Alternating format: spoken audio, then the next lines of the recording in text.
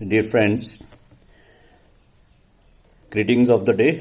This side Dr. B.S. Atwal, official spokesperson PLC Punjab.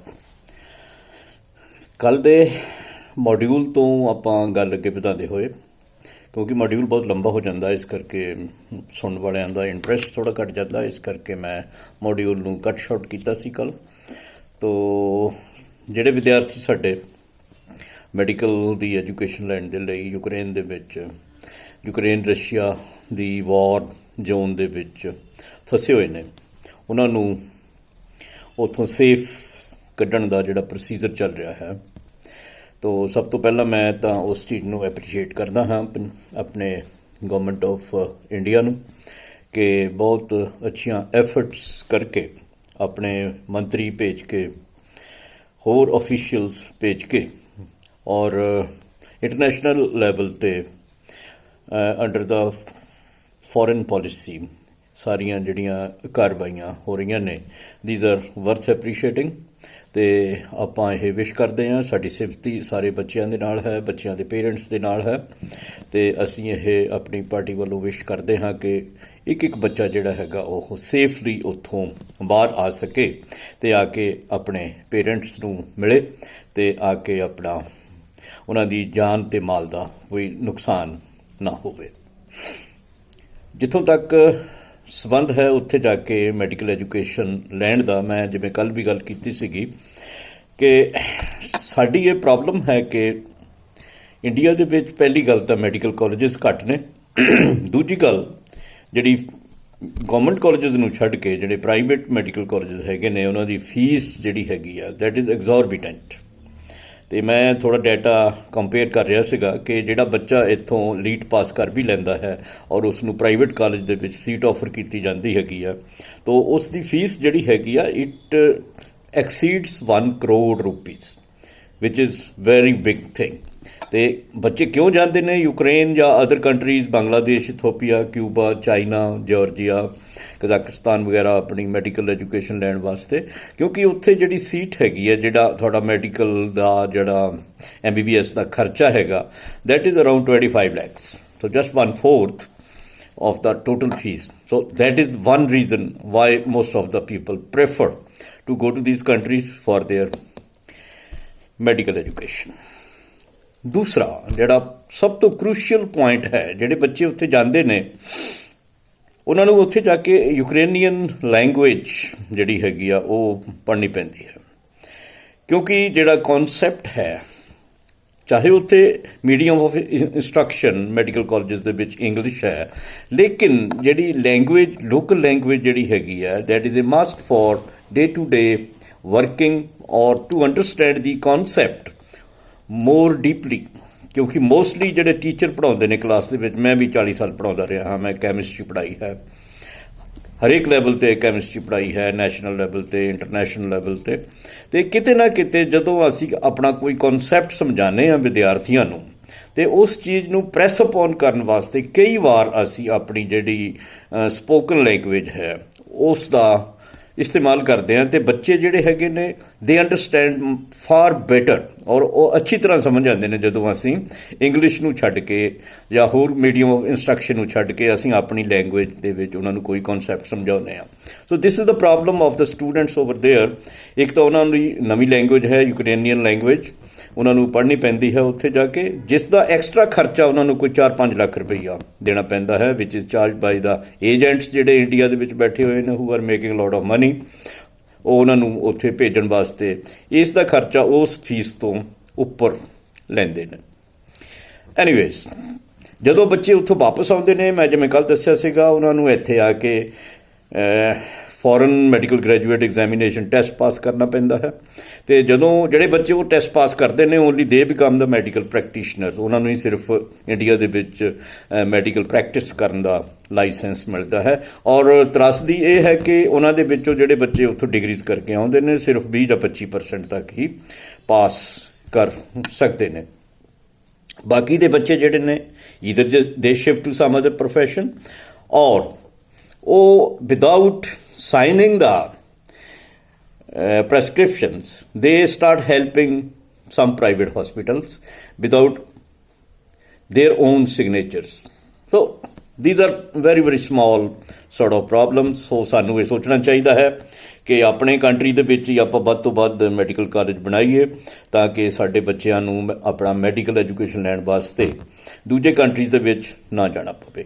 ਪਰ ਇਹਦੇ ਨਾਲ ਦੇਰ ਇਜ਼ ਅ ਡਿਲੇਮਾ, ਇੱਕ ਅਸੀਂ ਬੜੀ ਡਿਫਰੈਂਟ ਸਿਚੁਏਸ਼ਨ ਦੇ ਵਿੱਚ ਹੋ ਜਾਂਦੇ ਹਾਂ। ਤੁਹਾਨੂੰ ਯਾਦ ਹੋਏਗਾ ਕਿ ਖੈਰ ਮੈਂ ਜਦੋਂ ਪੜ੍ਹਦੇ ਹੁੰਦੇ ਸੀ, ਅਸੀਂ ਜਦੋਂ ਪੜ੍ਹਦੇ ਹੁੰਦੇ ਸੀਗੇ, there were only 3 or 4 medical colleges and only 3 or 4 engineering colleges in Punjab, like Chandigarh ਜਿਹੜਾ ਹੁਣ ਪੈਕ ਬਣ ਗਿਆ ਹੈਗਾ, that use to be PEC university ਬਣ ਗਈ ਹੈਗੀ, that use to be Punjab engineering college. ਇੱਕ ਕਾਲਜ ਥਾਪਰ ਕਾਲਜ ਹੁੰਦਾ ਸੀਗਾ, ਇੱਕ ਕਾਲਜ ਲੁਧਿਆਣੇ ਹੁੰਦਾ ਸੀਗਾ।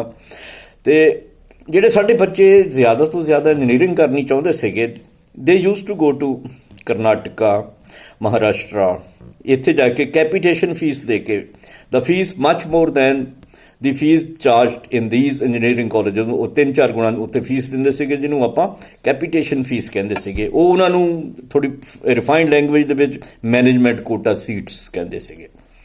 ਅਤੇ ਉੱਥੋਂ ਇੰਜੀਨੀਅਰਿੰਗ ਕਰਕੇ ਆ ਕੇ ਜਿਹੜੇ ਬੱਚੇ ਸਾਡੇ ਇੱਥੇ ਪੰਜਾਬ ਦੇ ਵਿੱਚ ਜੋਬ ਕਰਦੇ ਸਨ। ਅਤੇ ਹੌਲੀ ਹੌਲੀ ਕੀ ਬਣਿਆ ਹੈਗਾ ਕਿ ਪੰਜਾਬ ਦੇ ਵਿੱਚ ਇੰਜੀਨੀਅਰਿੰਗ ਕਾਲਜ ਖੁੱਲ੍ਹਣੇ ਸ਼ੁਰੂ ਹੋ ਗਏ, ਲੋਟ ਆਫ ਇੰਜੀਨੀਅਰਿੰਗ ਕਾਲਜ। ਤਾਂ ਹੁਣ ਤੁਸੀਂ ਦੇਖੋਗੇ ਕਿ ਇੰਜੀਨੀਅਰਿੰਗ ਦੀ ਪੜ੍ਹਾਈ ਦੀ ਇੰਨੀ ਬੇਕਦਰੀ ਹੋਈ ਹੈ ਕਿ ਇਨ ਐਵਰੀ ਸਿਟੀ, ਇਨ ਐਵਰੀ ਮੈਂ ਤਾਂ ਕਹਾਂਗਾ ਹਰ ਕਸਬੇ ਦੇ ਵਿੱਚ ਕੋਈ ਨਾ ਕੋਈ ਇੰਜੀਨੀਅਰਿੰਗ ਜਾਂ ਮੈਨੇਜਮੈਂਟ ਕਾਲਜ ਜਿਹੜਾ ਖੁੱਲ੍ਹਿਆ ਹੋਇਆ ਹੈ। ਔਰ ਇੰਨੇ ਜ਼ਿਆਦਾ ਜਿਹੜੇ ਹੈਗੇ ਨੇ ਇੰਜੀਨੀਅਰਿੰਗ ਗ੍ਰੈਜੂਏਟਸ, ਮੈਨੇਜਮੈਂਟ ਗ੍ਰੈਜੂਏਟਸ ਆਪਾਂ ਅਨਐਮਪਲੋਇਡ ਲਿਸਟ ਦੇ ਵਿੱਚ ਪੰਪ ਇਨ ਕਰ ਰਹੇ ਹਾਂ ਕਿ ਇੰਨੀ ਜ਼ਿਆਦਾ ਜਿਹੜੀ ਹੈਗੀ ਆ ਇਸ ਪ੍ਰੋਫੈਸ਼ਨ ਦੀ ਸੈਚੂਰੇਸ਼ਨ ਹੋ ਚੁੱਕੀ ਹੈ ਕਿ people have started not going for these courses. ਬਹੁਤੇ ਇੰਜੀਨੀਅਰਿੰਗ ਕਾਲਜ ਜਿਹੜੇ ਨੇ, ਇੰਜੀਨੀਅਰਿੰਗ ਟੈਕਨੀਕਲ ਇੰਸਟੀਚਿਊਟਸ ਜਿਹੜੀਆਂ ਨੇ, ਉਹਨਾਂ 'ਚ ਸੀਟਾਂ ਖਾਲੀ ਰਹਿ ਜਾਂਦੀਆਂ ਹੈ। ਅਤੇ ਮੈਨੂੰ ਇਹ ਖਦਸ਼ਾ ਹੈ ਕਿ ਜੇ ਇੰਡੀਆ ਦੇ ਵਿੱਚ ਜਾਂ ਪੰਜਾਬ ਦੇ ਵਿੱਚ ਵੀ ਹੋਰ ਜ਼ਿਆਦਾ ਤੋਂ ਜ਼ਿਆਦਾ ਮੈਡੀਕਲ ਕਾਲਜ ਬਣ ਗਏ ਅਤੇ ਅਲਟੀਮੇਟਲੀ ਇਸ ਪ੍ਰੋਫੈਸ਼ਨ ਦੀ ਵੀ ਡਿਲੂਸ਼ਨ ਹੋ ਜਾਏਗੀ, ਕਿਉਂਕਿ ਲਾਈਫ ਦੇ ਨਾਲ ਰਿਲੇਟਡ ਜਿਹੜਾ ਪ੍ਰੋਫੈਸ਼ਨ ਹੈ, it should not be diluted. So this is just ਮੇਰੇ ਆਪਣੇ ਇਹ ਵਿਚਾਰ ਹੈਗੇ ਨੇ। ਹੁਣ ਪਤਾ ਨਹੀਂ ਤੁਸੀਂ ਇਹਨਾਂ ਚੀਜ਼ਾਂ ਦੇ ਨਾਲ ਸਹਿਮਤ ਹੋਵੋਗੇ ਕਿ ਨਹੀਂ ਹੋਵੋਗੇ। ਅਤੇ ਜੇ ਕਿਸੇ ਵੀ ਚੀਜ਼ ਦੀ ਜਦੋਂ ਡਿਲੂਸ਼ਨ ਹੋ ਜਾਂਦੀ ਹੈ, ਫਿਰ ਉਹਦੀ ਸੈਚੂਰੇਸ਼ਨ ਹੋ ਜਾਂਦੀ ਹੈ, ਕਿਉਂਕਿ ਇੱਕ ਐਵਰੇਜ ਤੋਂ ਥੱਲੇ ਜਿਹੜਾ ਵਿਦਿਆਰਥੀ ਹੈ ਉਹ ਵੀ ਉਸ ਪ੍ਰੋਫੈਸ਼ਨ ਦੇ ਵਿੱਚ ਚਲਾ ਜਾਂਦਾ ਹੈ। ਅਤੇ ਜਿਸ ਕਰਕੇ ਉਸ ਦੀ ਡਿਲੂਸ਼ਨ ਹੋਣ ਦੇ ਨਾਲ ਉਸ ਦੀ ਵੈਲਿਊ ਘੱਟ ਜਾਂਦੀ ਹੈ ਅਤੇ ਆਪਾਂ ਲੋਕਾਂ ਨੂੰ ਕੁਆਲਿਟੀ ਸਰਵਿਸ ਵੀ ਨਹੀਂ ਦੇ ਸਕਦੇ ਹਾਂ। That is what I personally feel.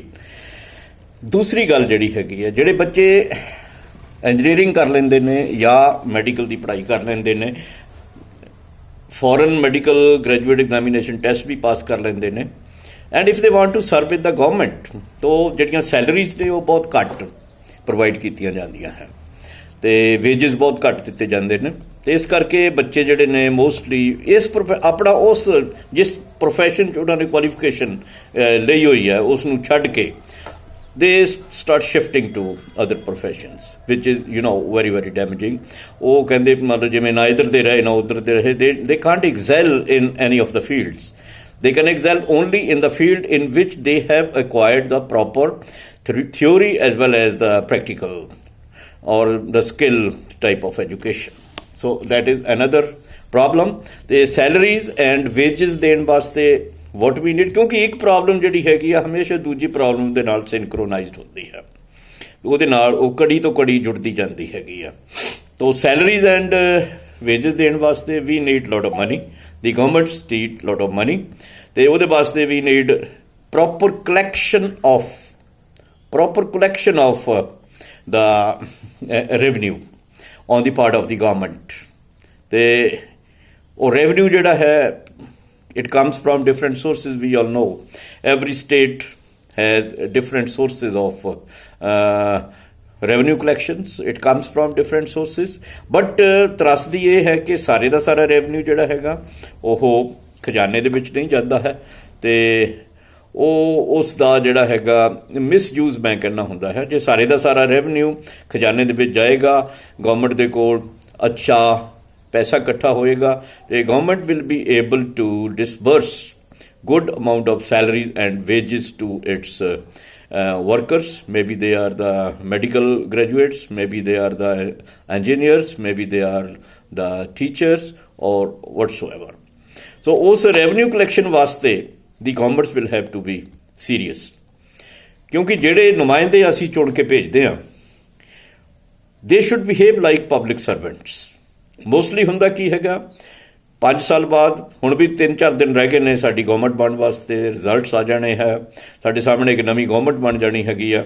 ਤੋ ਵਟ ਆਈ ਪਰਸਨਲੀ ਫੀਲ ਇਜ਼ ਕਿ ਜਿਹੜੇ ਵੀ ਨੁਮਾਇੰਦੇ ਚੁਣੇ ਜਾਣਗੇ, ਜਿਹੜੇ ਵੀ ਨੁਮਾਇੰਦੇ ਗਵਰਨਮੈਂਟ ਬਣਾਉਣਗੇ, they should treat themselves and they should behave in the public as if they are public servants, ਨਾ ਕਿ ਉਹ ਪਬਲਿਕ ਤੋਂ ਹਟ ਕੇ ਇੱਕ ਡਿਫਰੈਂਟ ਟਾਈਪ ਦੀ ਕਲਾਸ ਆਪਣੇ ਆਪ ਨੂੰ ਸਮਝਣਾ ਸ਼ੁਰੂ ਕਰ ਦਿੰਦੇ ਨੇ। ਦੇ ਹੈਵ ਲੋਟ ਆਫ ਉਹਨਾਂ ਦੇ ਕੋਲੇ ਇੰਨੇ ਗਾਰਡਸ ਹੁੰਦੇ ਨੇ, ਇੰਨੇ ਅਕੰਪਨਿੰਗ ਪਰਸਨ ਹੁੰਦੇ ਨੇ। ਇੱਕ ਬੰਦੇ ਨੇ ਜਿੱਥੇ ਜਾਣਾ ਹੁੰਦਾ ਉੱਥੇ ਐਟਲੀਸਟ 100 ਆਫ ਦੀ ਪਰਸਨਸ ਪੈਰਾਫਰਨੀਲੀਆ ਜਿਹੜਾ ਉੱਥੇ ਪਹੁੰਚ ਜਾਂਦਾ ਹੈਗਾ, which doesn't speak of a public servant।